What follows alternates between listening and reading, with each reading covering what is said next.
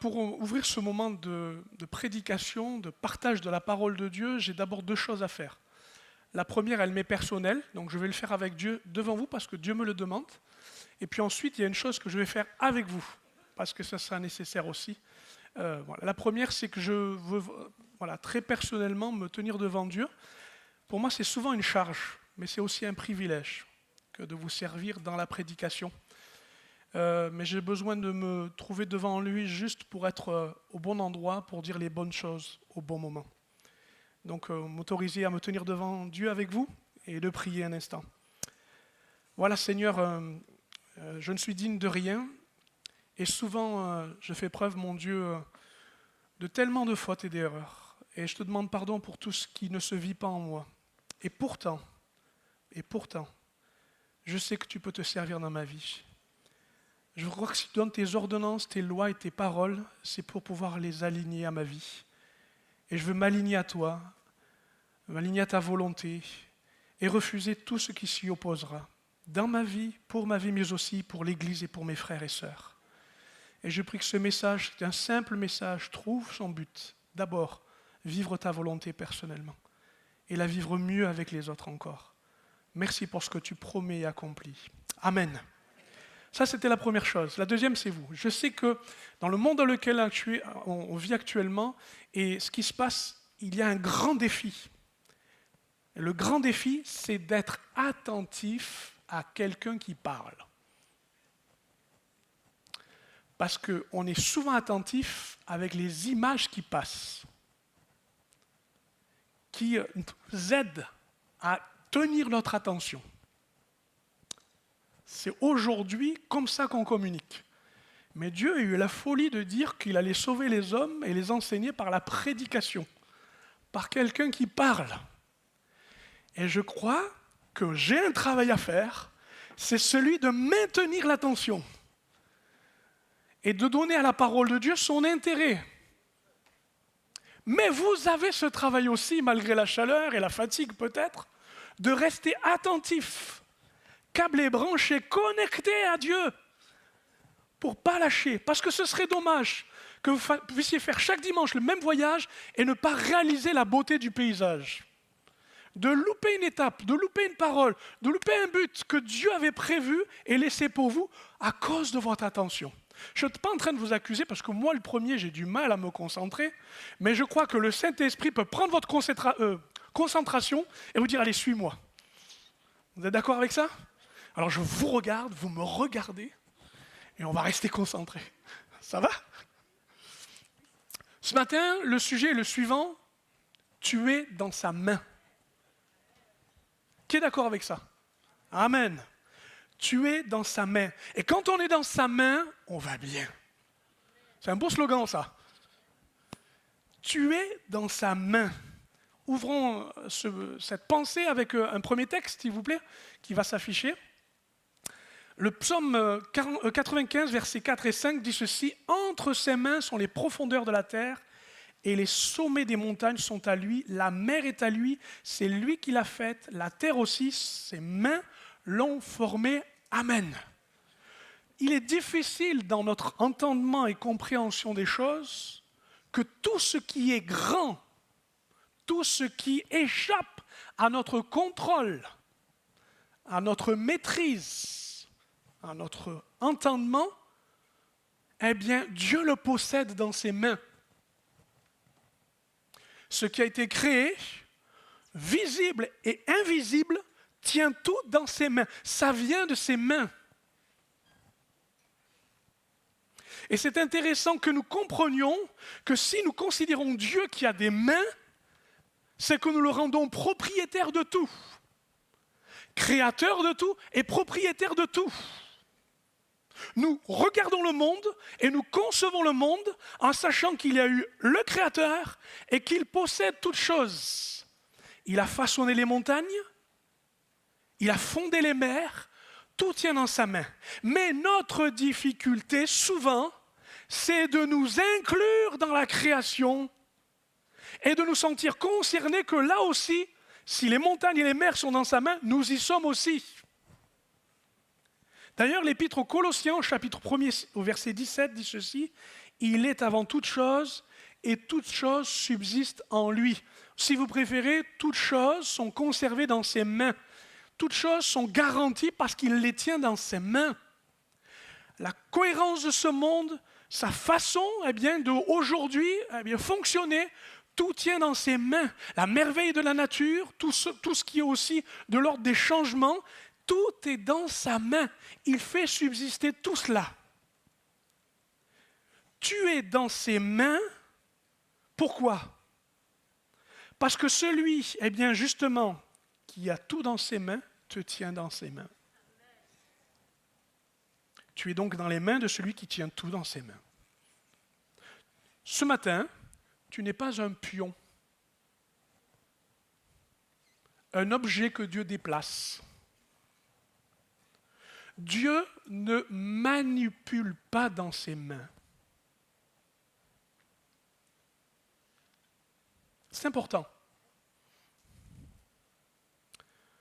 Si tu es dans ses mains, tu n'es pas au centre de la création. Ce sont ses mains qui sont au centre de la création. Et comme nous l'avons entendu dans le don spirituel, j'y viendrai. C'est une introduction qui va déjà vers la conclusion. Ce sont ses mains qui te conduisent. C'est Dieu qui te conduit, ce sont ses mains qui te dirigent. C'est lui qui a le gouvernail, ou si vous préférez, le contrôle, le volant, le guidon. Enfin, je sais pas, vous avez compris quoi. Pourquoi c'est si important de dire que nous sommes dans ses mains et d'y rester? Parce que tout simplement, nous sommes l'objet de son affection. Et quand on met quelque chose de précieux dans nos mains, on y fait attention. Quelle que soit sa valeur, quelle que soit son utilité, ce qui est précieux dans ses mains, il en prend soin. Jean 3,35 nous dit ceci. Le Père aime le Fils et il a remis toutes choses entre ses mains. Et il y aurait beaucoup à dire concernant ce qui a été remis à Jésus, puisque tout a été remis entre ses mains.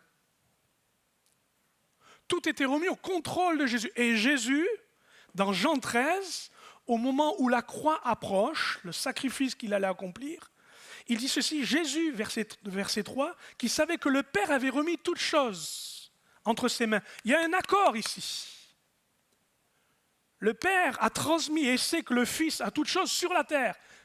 D'ailleurs, il le dira lui-même, puisque toutes choses lui ont été données, il a toute puissance et toute autorité. Il dira parce qu'il savait. L'un a transmis et a donné, l'autre a pris et a reçu. Eh bien, il est dit ceci.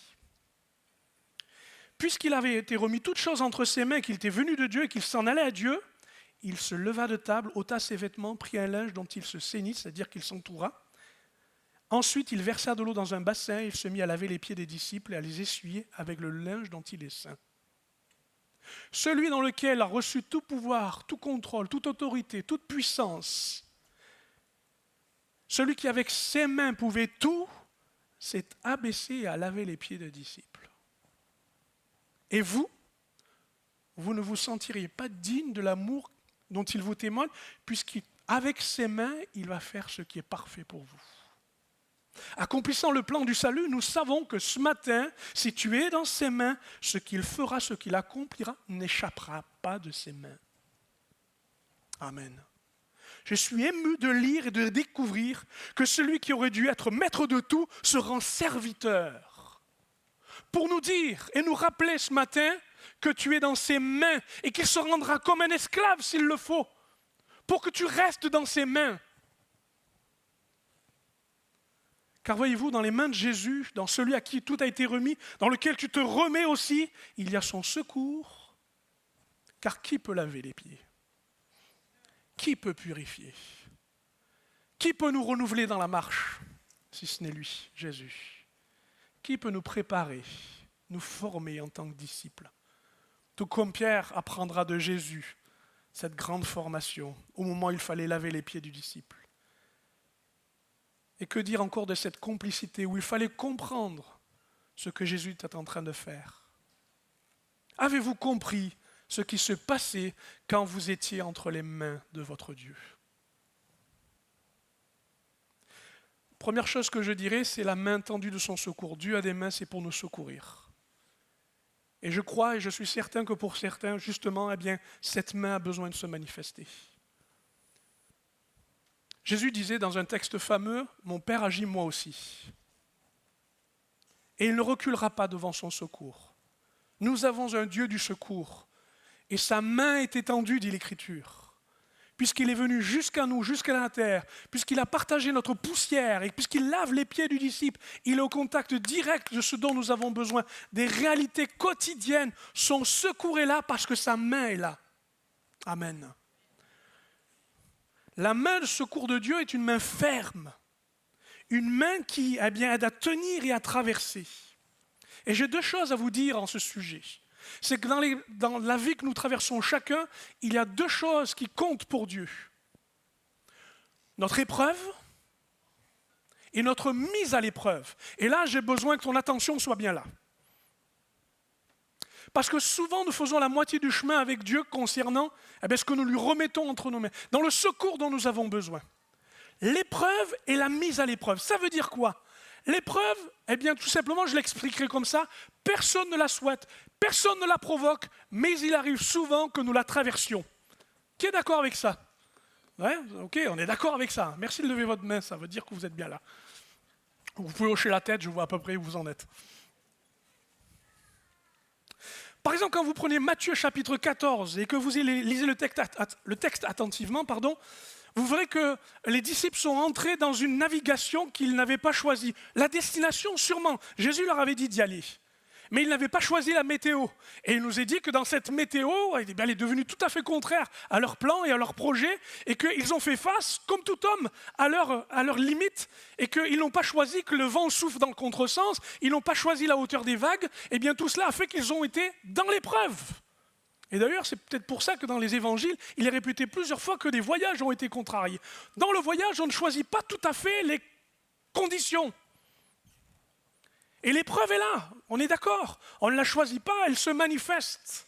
Et elle arrive parfois à atteindre souvent nos limites, où nous sommes dépassés, démunis, désorientés, découragés. Voilà, nous ne savons qu'une seule chose. Et heureusement, le texte nous dit à chaque fois qu'il y a une main secourable, qu'il y a une intervention divine. Si Jésus n'est pas dans la barque en train de dormir, il marche sur les flots pour les rejoindre. Mais mon ami, le secours de Dieu n'est pas loin. Parce qu'il est impossible que dans ce genre d'épreuve, Dieu ne se manifeste pas. Il est appelé le Dieu du secours. Le psaume 115 dit ceci, « Confie-toi, Israël, confie-toi, sacrificateur de l'Éternel. » 3 fois il dit, « Il est ton secours et ton bouclier. » Concentré sur l'épreuve, n'oublie pas que Dieu rame avec toi. Concentré sur l'épreuve, rends-toi compte qu'il tient bon le gouvernail. Concentré sur l'épreuve, il te donne la force de subsister. Tu vas traverser avec sa main. Concentre-toi sur Dieu, confie-toi en lui, sa main trace un chemin. Ça, c'est la main dans l'épreuve. Mais il y a aussi dans le Matthieu 14, une option supplémentaire. Il y a la mise à l'épreuve. Et là, il ne s'agit pas simplement de ce qu'on subit sans le demander, sans sa volonté, mais aussi ce qui concerne notre volonté et ce qu'on veut avec Dieu. C'est pour ça que quand Pierre voit Jésus sur les eaux, qu'est-ce qu'il lui dit? Si c'est toi, ordonne que je vienne. Et vous savez quelle a été la mise à l'épreuve? Tout le monde pense et connaît à peu près le texte ou l'expérience. Et ce n'est pas une histoire pour les enfants, les amis. Quelqu'un a marché sur l'eau. Quelqu'un a mis à l'épreuve les paroles de Jésus. Il a dit, si c'est toi, sur ce viens, je prends cet ordre et j'y obéis. Et il s'est mis à marcher. Et Pierre a marché sur les eaux. Gloire à Dieu. Dans la tempête, au milieu de l'épreuve, voici qu'il a manifesté une mise à l'épreuve. Ça va? Eh bien, chaque croyant dans son épreuve est mis à l'épreuve dans la foi. Voilà où est l'objet, où est l'enjeu, où est le but. c'est que Jésus veut garder la main sur ta foi. Parce qu'il y a des épreuves et des mises à l'épreuve qui n'ont qu'un seul but, que tu fasses naufrage dans la foi. Le Dieu du secours n'est pas juste là pour que tu sois moins mouillé, que tu aies moins le haut le cœur dans la tempête, que tu sois moins désorienté, mais il est là surtout pour que tu ne défailles point dans la foi. Sa main te soutient dans la foi. Voyez-vous, cet homme n'a pas réussi la mise à l'épreuve de la foi. Pas complètement. Il a réussi à moitié, il a fait ses premiers pas. Mais nous savons que son regard a été attiré. Et qu'en voyant la hauteur du défi, c'est proportionnel. Sa confiance a diminué. Son incrédulité a augmenté. Vous comprenez ça? Et il nous dit que ce poids était lourd parce qu'il s'est enfoncé. Et avez-vous remarqué le détail du texte où il dit ceci, quand il eut peur, quand le vent était fort, et quand il commençait à enfoncer, Pierre dira « Sauve-moi, Seigneur ». Aussitôt, Jésus étendit la main et le saisit. Qu'au nom de Jésus ce matin, cet aussitôt te saisisse. Il te trappe par la main et tu remontes à la surface. Aucun moyen, moi. Je peux être positif, je peux être instruit, je peux être persuasif, ça ne sert à rien. C'est Jésus qui prend la main de ce pauvre Pierre qui s'enfonce et qui le remet à la surface. Tu tiens dans la foi parce que Jésus tient. Vous savez, Jésus a commencé et a initié la foi, il nous a dit qu'il était l'auteur de la foi, il est celui qui va l'amener à la perfection. Il vaudrait mieux que tu gardes la main de Jésus dans la foi. Cette main a été saisie, c'est vrai. Non pas pour dire qu'il est victorieux, vous savez, comme le boxeur qui a vaincu son combat, on lève la main en lui disant « Vous avez vu ?» Non, c'est quelqu'un qui a été retiré du danger dans lequel il était. C'est aujourd'hui qu'il faut l'entendre, c'est maintenant qu'il faut le comprendre. À chaque épreuve, tu as une mise à l'épreuve, que la main de Jésus te saisisse. Malheureusement, et souvent, l'épreuve a conduit au naufrage, les mauvaises décisions, mauvaise direction, les mauvais comportements. Et nous pourrions tous nous enfoncer les uns les autres. Mais je veux regarder à cette main tendue, ce secours de la foi dans les circonstances difficiles. Voyez-vous, il y a des deuils qui ne se traverseront qu'avec celui qui va vous saisir par la main. Il y a des divorces qui pourront être évités que si celui qui a dit aussitôt te voyant dans la mise à l'épreuve, il vient te chercher. Nous ne subsisterons dans la foi que par celui qui nous tient dans ses mains. Il n'y a pas d'autre valeur. Personne n'est supérieur. Nous tenons dans la foi parce qu'il nous tient par la main. Amen. Vous êtes d'accord avec ça? Et vous pourriez... Oui, merci les enfants. Super. Allez-y. Hein. Le amen des enfants, ça compte. Vous savez ce qui est le plus important? C'est que celui qui nous tient dans sa main refuse qu'on nous arrache à lui. J'ai joué au rugby il y a des années de ça. Ne m'imaginez pas à l'époque, c'était une autre époque. Mais il y a une chose que je détestais. Quand j'avais le ballon, même au milieu de la mêlée, avec mes petits bras, que je tenais ce que tout le monde voulait, c'est-à-dire le ballon. Et d'ailleurs, on me faisait comprendre, parce que tout le monde était sur moi. Mes amis me défendaient, et les autres essayaient de m'arracher. Ce que je ne supportais pas, c'est malgré toute l'énergie et la force que j'avais pour tenir le ballon, il y avait un costaud qui arrivait avec ses gros bras, qui me le prenait sans autorisation, et qui me l'arrachait de force. J'avais beau forcer, j'avais beau essayer, le prix de la victoire, il me l'a enlevé. Parce que je n'ai pas la force de ces choses. Mais voyez-vous, Jésus est entré dans la mêlée. Et nous pourrions nous imaginer qu'il en a toute la force. Oh non, non, tout le monde s'est trompé. Ils l'ont vu comme un esclave qui lave les pieds. Mais il a mis toute sa puissance au travers d'une seule chose, d'être le berger de ton âme, d'être la main secourable dans lequel, eh bien oui, on t'arrachera bien des choses. Mais concernant ta foi, il va y avoir un problème. Parce que celui qui tient ta vie, celui qui tient ton salut, celui qui tient ta foi, celui qui t'empêchera de reculer, c'est Jésus et personne ne l'arrache de ses mains. Amen. Pourquoi? Parce qu'il nous a dit que la mort, amen, ouais, vous allez-y, allez-y. Ce n'est pas pour moi, mais c'est pour lui. Parce qu'il nous est dit que quand la mort a voulu réclamer son pouvoir, personne n'a pu arracher des mains de Jésus. Il est ressuscité. Quand le diable a voulu arracher de Jésus l'accusation en disant « je veux continuer d'accuser », eh bien il dit « tu pourras accuser, mais tu ne pourras plus condamner ». Alléluia. Parce que nous savons que tout ça tient dans ses mains. Écoutez ce qu'il dit. « Mes brebis entendent ma voix ». Jean 10, 27, 28 et 29. « Je les connais et elles me suivent. Je leur donne la vie éternelle. Elles ne périront jamais et personne ne les ravira de ma main. » Moi, je le veux dans mon équipe.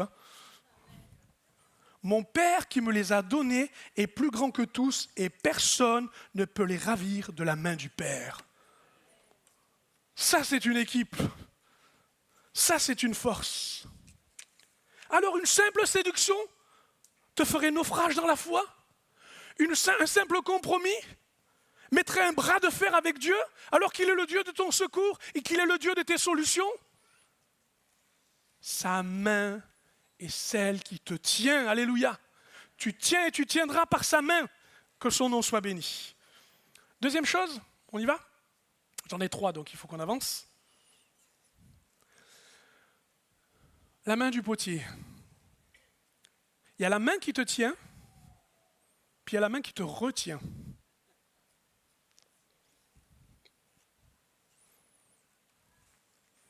Selon Romains 9, 21, il nous dit « Le potier n'a-t-il pas le droit ?» Je m'arrête juste là. Le potier n'a-t-il pas le droit? Si tu es dans ses mains, laisse-lui le droit, non pas toi d'utiliser ses mains, mais que lui les utilise sur toi. Tout comme quand tu vas te faire opérer, tu signes une décharge concernant ta responsabilité, ou du moins la responsabilité qui est prise, de la même manière, tu dois faire confiance dans celui qui met ses mains sur ta vie pour ta transformation. Le potier n'a-t-il pas le droit? As-tu pu et accepté de donner les droits sur ta vie pour qu'il te transforme, pour qu'il entame un chantier qui ne finira jamais, te rendre à l'image de Christ? Si vous êtes comme moi, je n'aime pas qu'on me manipule. Je n'aime pas qu'on me triture. Je n'aime pas qu'on me pique. Je n'aime pas qu'on me découpe. Et pourtant, quand il s'agit de soins, il faut passer par là. Avez-vous vu comment le potier commence avec l'argile? Ah oui, vous voyez juste les petits gestes tout doux où hop, on finit et on lisse et on habille. Non, non, au début, il vous prend la pâte et puis... Ah ouais, on rigole pas, hein? Vous voyez la chose finie, mais il commence par le début. Il commence par le travail de fond, d'enlever la vase collée à la terre, des gravillons. Il te tient et il te retient. C'est-à-dire qu'il implique et imprime une autre volonté en toi. Voilà pourquoi, tu peux mettre la suite, le potier a-t-il le droit? Eh bien, c'est tout simplement parce qu'il faut que tu comprennes et acceptes la docilité. Tu comprends ce mot?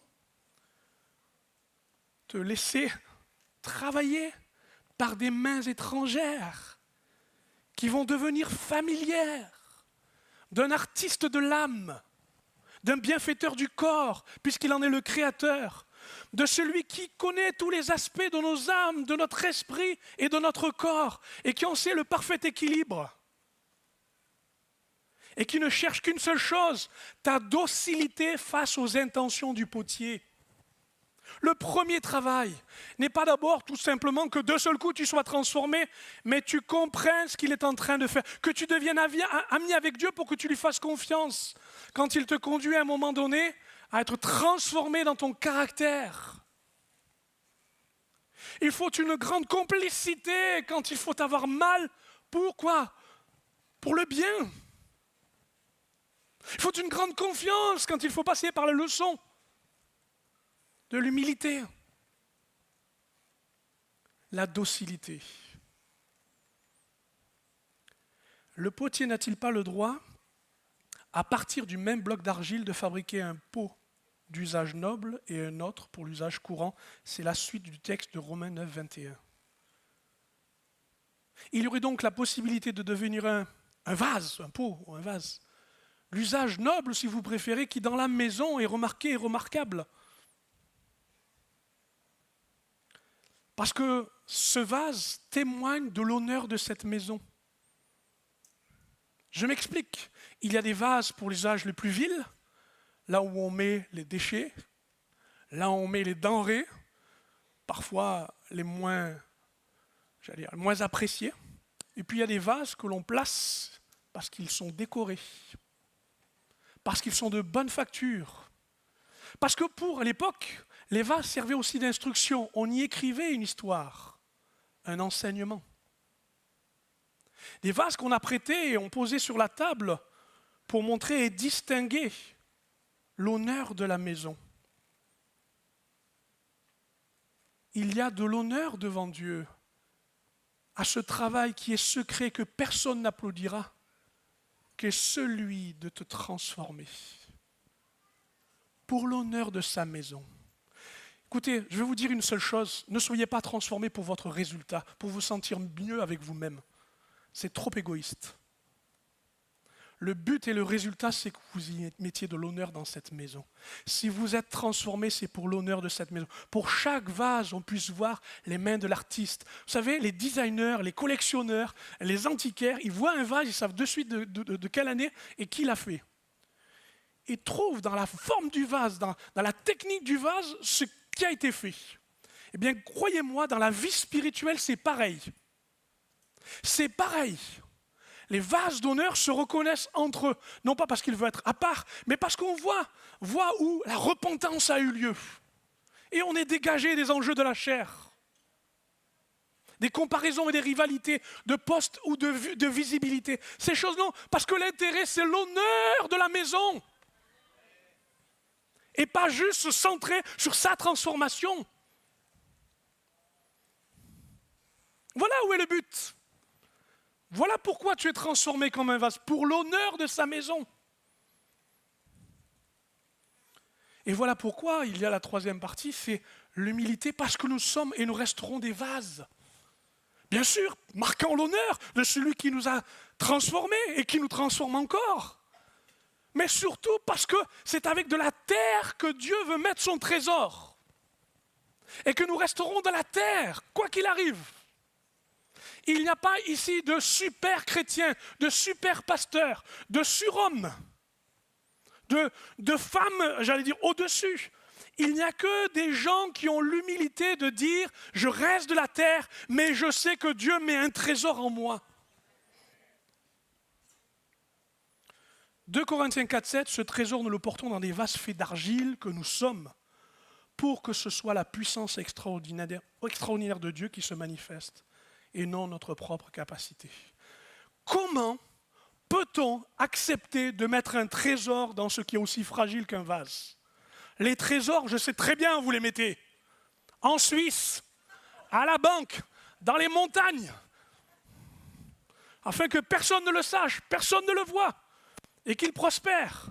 Mais Dieu dit, moi je les montre à tous, et je les cache au travers d'une fragilité et d'une humanité, je vais dire sans nom, c'est nous-mêmes. Je les mets dedans afin que vous sachiez que c'est par ma main que ces vases reçoivent le trésor. Oui, je mange mes mots, je parle trop vite.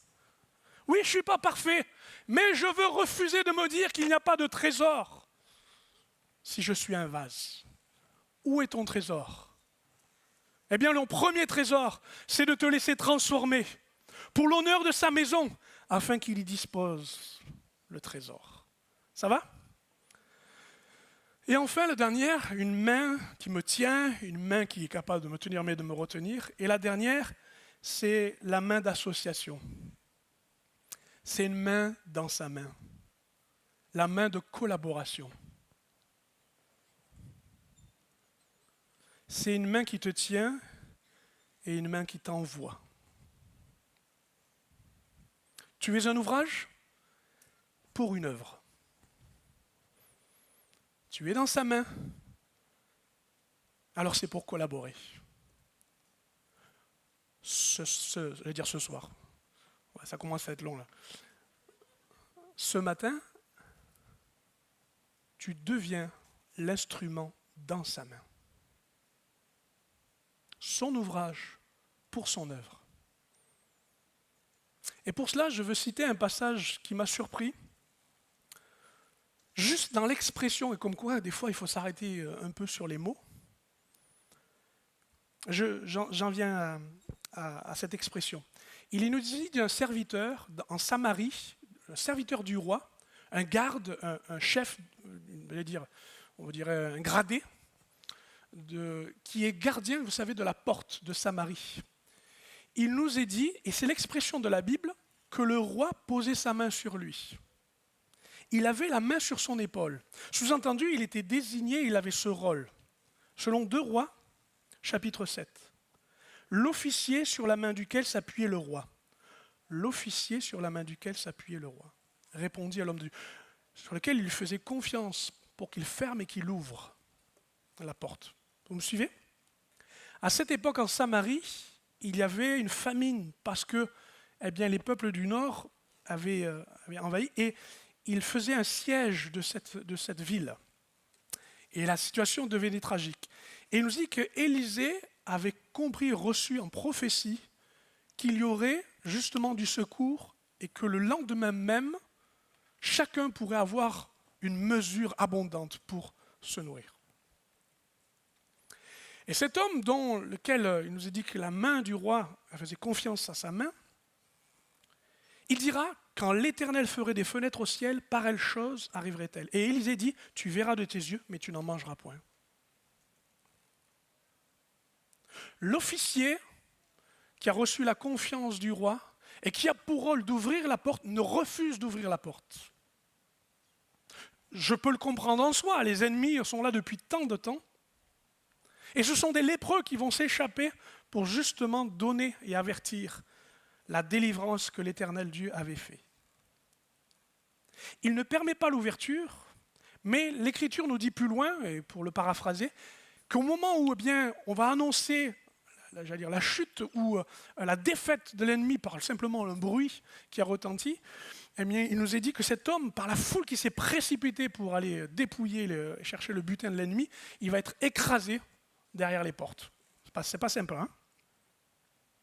Quel exemple cela nous laisse-t-il, si vous m'aviez bien suivi? C'est qu'il arrive parfois que l'instrument ne devienne plus un instrument, mais devienne indépendant.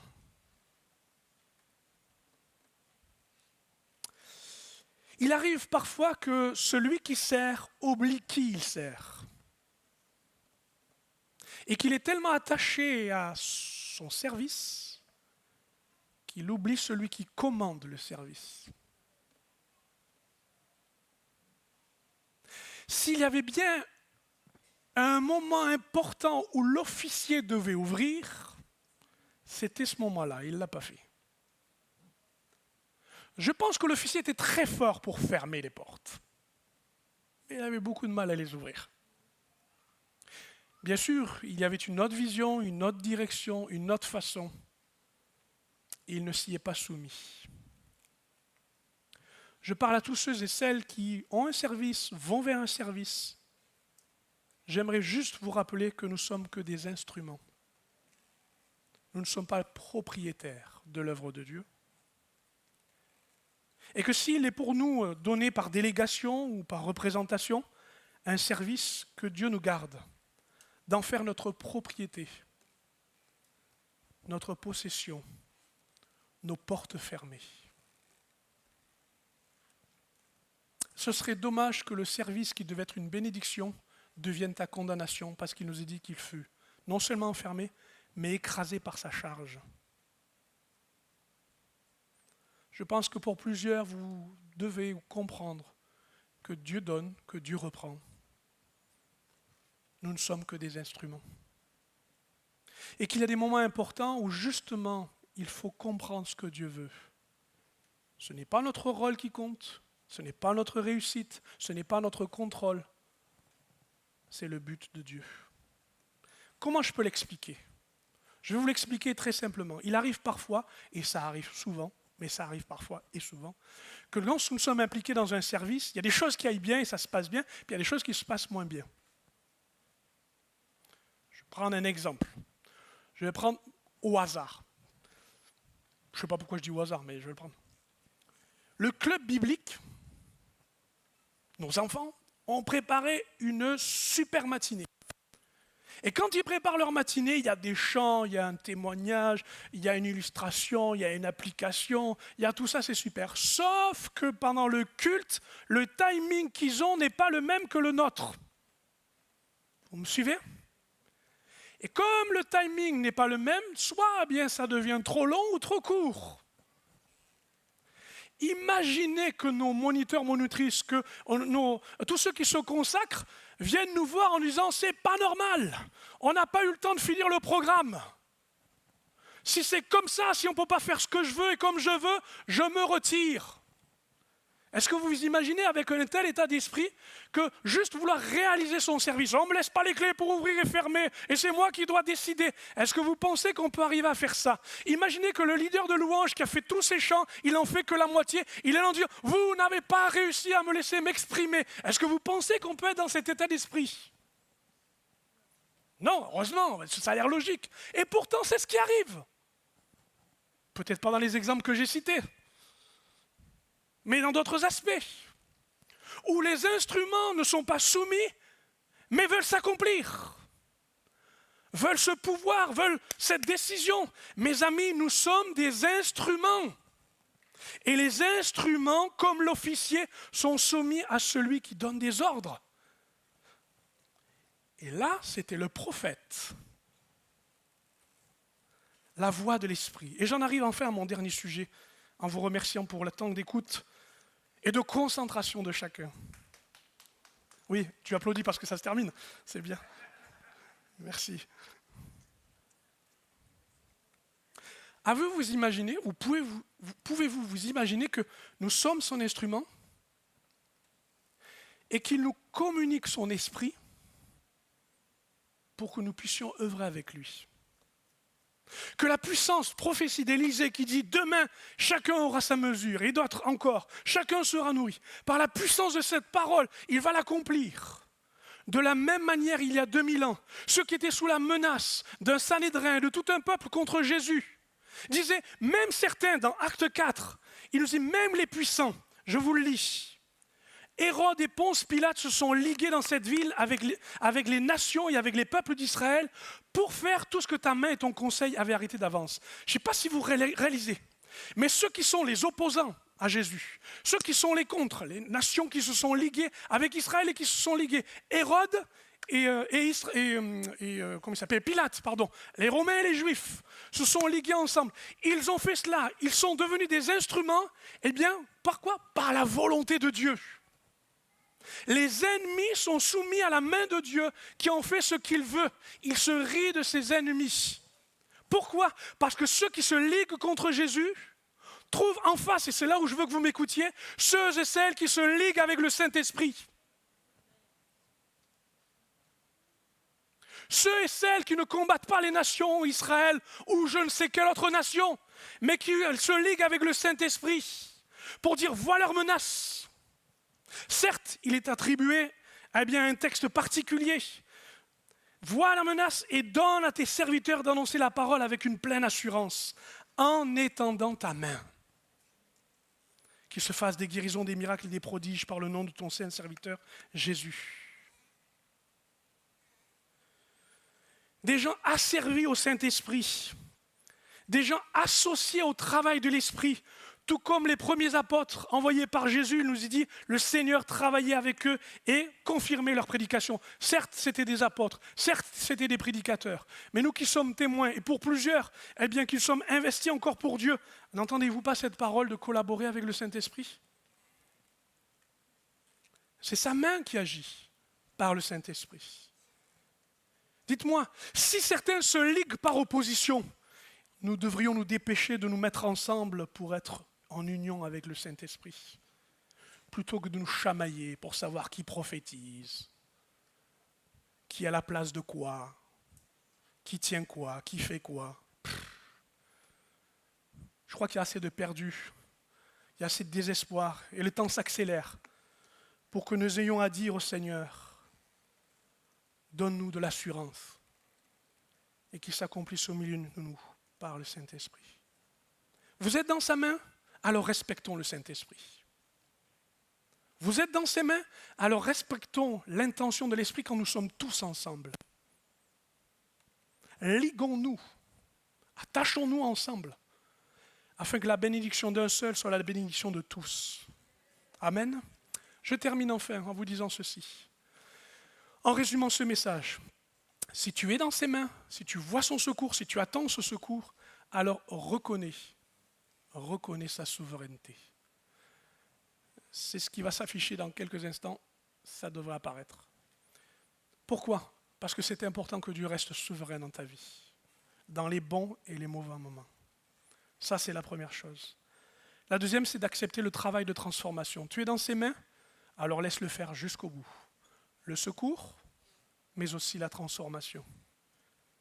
Oui, oui. Si tu lui laisses, eh bien, tous les devoirs à accomplir pour toi, laisse-lui les droits aussi d'accomplir ce qu'il a à accomplir en toi. Et puis enfin et surtout, collabore dans son service. Tu es dans sa main. Dieu n'est pas... Comment on dit ça? Dieu est soucieux, attentif à la façon dont chacun peut devenir ami alors qu'il est serviteur. Tout simplement parce que nous le savons, si Dieu tient tout dans sa main, alors je n'ai pas besoin de tout tenir moi-même. Je n'ai pas besoin de tout tenir moi-même. Vous m'autorisez à demander à l'équipe de se rapprocher, de venir. À vous qui avez écouté ce message, entendu, je le laisse encore travailler en vous. Me direz-vous, j'aurais pu, pour plusieurs occasions, vous donner quelques témoignages, vous inciter dans l'illustration à comprendre comment Dieu veut faire. Eh bien, je vais le vivre autrement avec vous. Je vais vous inviter à vous lever à votre place à cet instant. Et je voudrais, dans un moment de prière avec vous, alors qu'on va terminer ce culte, vous demander vous-même de devenir l'illustration et l'application de ce message. De vous demander à cet instant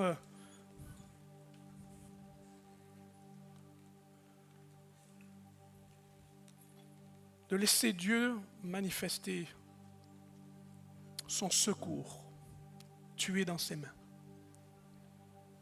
Un chant va retentir. Nous allons le chanter ensemble. Le chanter afin que tout ce que Dieu avait préparé et voulu s'accomplisse ce matin, décidément. Et pour cela, je vous demande d'être vrai et surtout de refuser les peurs qui seraient celles d'être vues, entendues des autres. Je l'ai dit en introduction, nous sommes un corps. Et tout ce qui nous réjouit, ce n'est pas d'être en spectacle, mais de montrer à Dieu tel que nous sommes. Au moment où nous allons chanter ce chant, toi seul est ma force. Au moment où nous délivrerons ce message par ce chant, j'invite ceux et celles qui ont besoin du secours de Dieu, de ne pas avoir peur de la main qui vous saisit. Dans ton épreuve, Dieu secourt. Mais dans la mise à l'épreuve, là aussi, il a besoin de te secourir. Si c'est le cas, alors je te demanderai une chose. Alors que nous chanterons à un moment donné, comme une déflagration, c'est-à-dire une chose qui va bousculer ta vie et peut-être ta volonté, approche-toi devant. Aie le courage de faire cela devant Dieu. Avance-toi devant lui. D'accord ? Et puis à tous ceux et celles qui, dans leur transformation, ont perdu, on veut tellement contrôler, réussir les choses pour nous-mêmes, bien faire. Je vais vous demander un lâcher-prise. Et oui, le potier a le droit. Venez devant aussi, laissez vos droits. Et laissez le résultat de la transformation dans vos vies. Pourquoi ? Pour rendre honneur dans sa maison. Il y a de l'honneur quand on se livre à Dieu. Il y a de l'honneur quand on se livre à Dieu. Vous voulez bien ? Chantons ce chant ensemble. Si la lune me glace, et le soleil menace. Créateur des étoiles, Alléluia. mon secours est en toi. Avancez pendant le chant si vous le souhaitez, n'attendez pas. Amen. Si mes larmes ruissellent Alléluia. et que mon pas chancelle,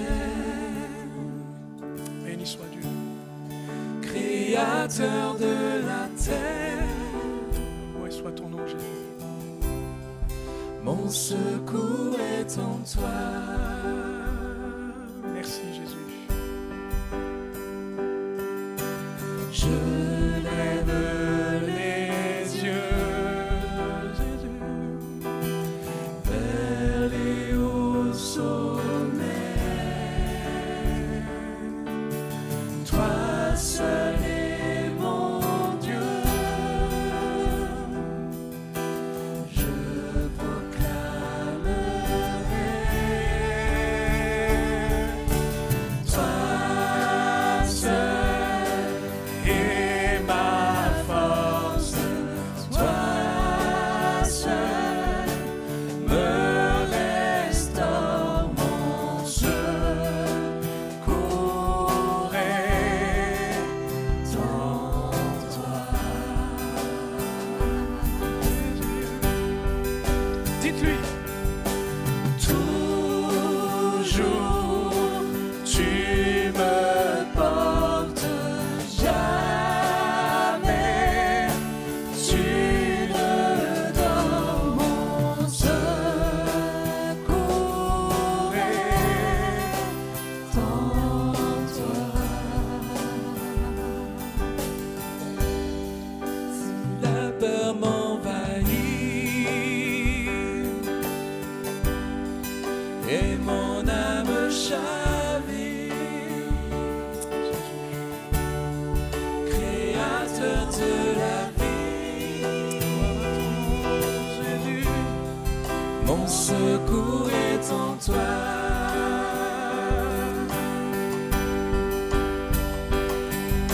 Je lève les yeux vers les hauts sommets.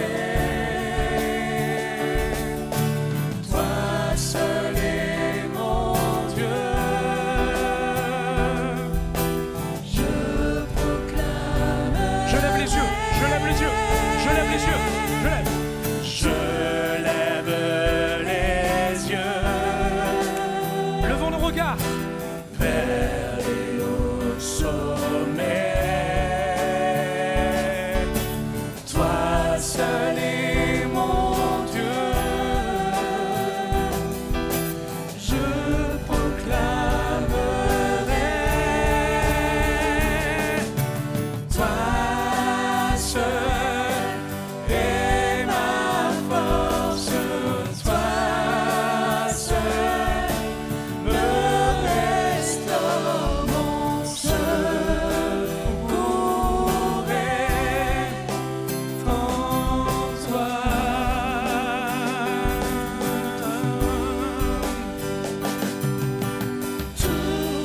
Toujours tu me portes, jamais tu ne donnes mon secours est en toi. On va prendre le pont qui dit ta victoire. Et pour cela, prenons position, Église du Seigneur. Fermons nos yeux un instant, vous voulez bien. Seigneur, il y a des dépressions dont seul le secours de Dieu peut le renverser. Seigneur, il y a des prises de position, des décisions. Seigneur, mon Dieu, qui ne viennent que par la puissance de ton esprit.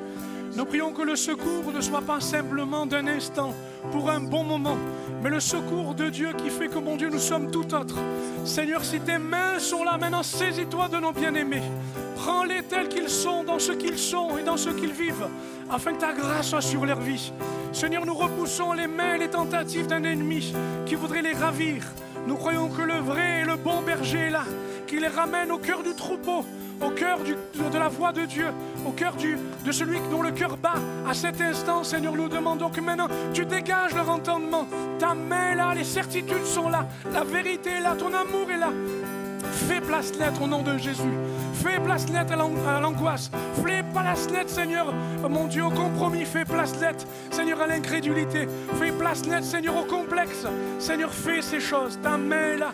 Ton secours, ta provision, Seigneur. Mon Dieu, nous te demandons ta réconciliation, tes forces pour prendre position. Au nom de Jésus. Au nom de Jésus. Alléluia.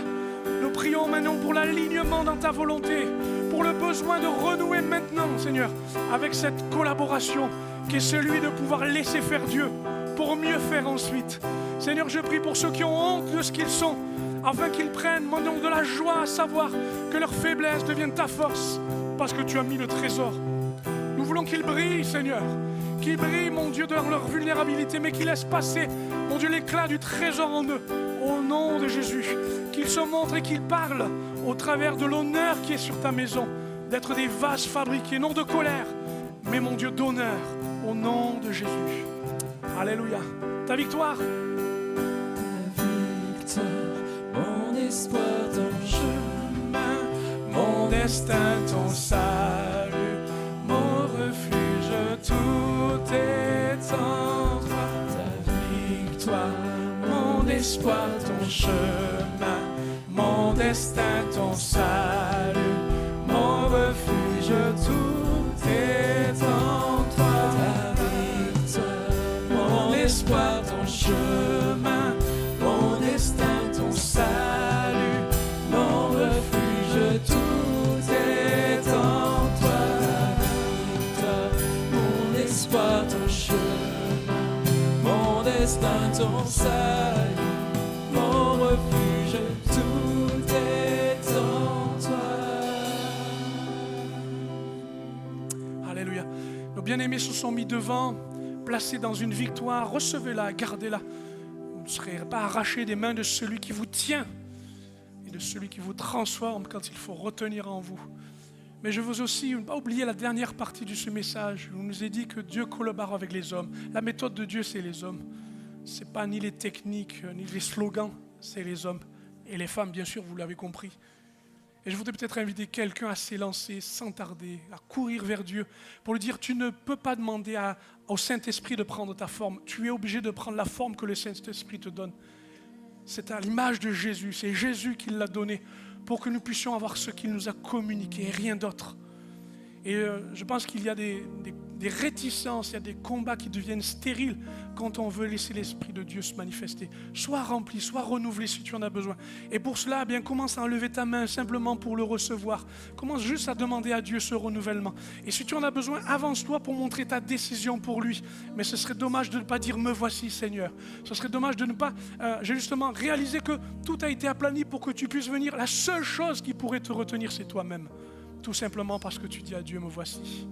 Amen. Ligue-toi avec le Saint-Esprit. Associe-toi avec la réussite du plan de Dieu parce qu'il va réussir. C'est le plan de son salut. Alléluia. Alors au lieu de perdre ton temps, viens et gagne du temps maintenant afin que Dieu agisse. Alléluia.